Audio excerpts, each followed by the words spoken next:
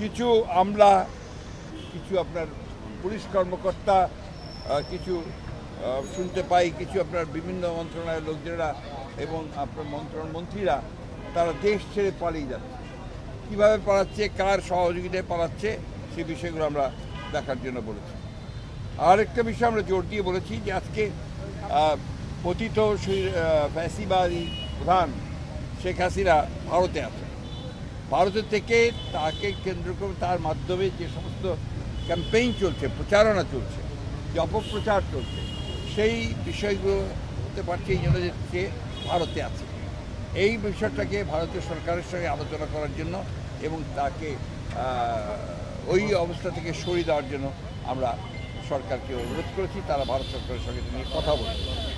সেই সঙ্গে পার্বত্য চট্টগ্রামে যে ধরনের অস্থিরতা সৃষ্টি করার চেষ্টা করা হচ্ছে সেটাও আমরা কিন্তু আপনার বলেছি যে পার্বত্য চট্টগ্রামের ব্যাপারটাকে আরও গভীরভাবে দেখে সেখানে কারা এই ঘটনাগুলোর সঙ্গে জড়িত তাদের বিরুদ্ধে ব্যবস্থা নেওয়ার জন্য আমরা কথা বলেছি।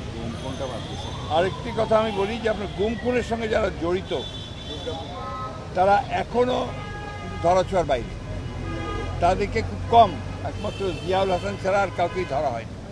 আমরা মনে করি যে অবিলম্বে দাবি জানিয়েছি যে অবিলম্বে তাদের সঙ্গে চিহ্নিত করে তাদেরকে গ্রেফতার করা হোক ও তাদের বিরুদ্ধে ব্যবস্থা নেওয়া হোক।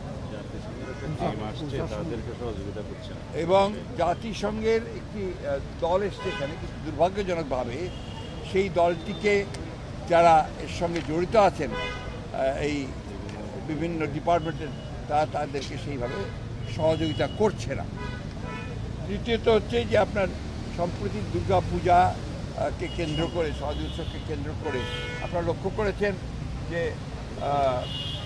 সনাতনের কিছু মানুষ, সবাই না, কিছু মানুষ তারা কিন্তু অত্যন্ত পরিকল্পিতভাবে জনগণেরকে উস্কে দিচ্ছে বাংলাদেশের বিরুদ্ধে এবং তারা অপপ্রচার চালাচ্ছে। একটা যে হিন্দু কমিউনিটির উপরে এখানে অত্যাচার হচ্ছে, নির্যাতন হচ্ছে, এই ধরনের কথাবার্তা তারা বলতে যাচ্ছে, যেটা সর্বৈম এটা মিথ্যা। আমরা সবাই জানে, এটা আপনারা দেখছেন।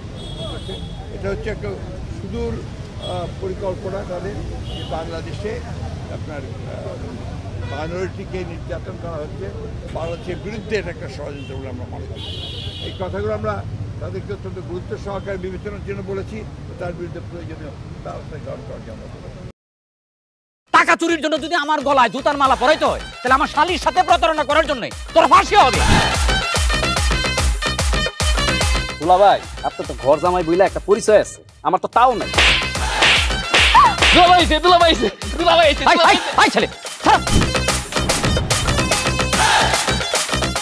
রাজনৈতিক ফ্যামিলির মেয়ে হয়ে ওই কাজ করবে।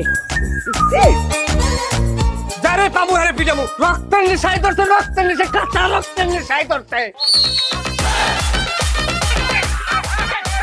তোমার এই পলিটিক্স আমার বাম পকেটে থাকে। পাঁচুদের বউরে ঝামেলা পাকাই। এই বেটাই, আমি তখন বিয়ে করিনি।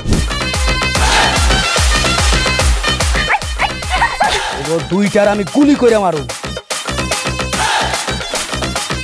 মাসুদরা কোনোদিন ভালো হয় না। আপনার পোশাক আশাক দেখে কিন্তু আপনার তালুকদার বংশের লোক মনে হয় না আব্বা, আপনার মনে হয় যে আপনি ফকির বংশের লোক।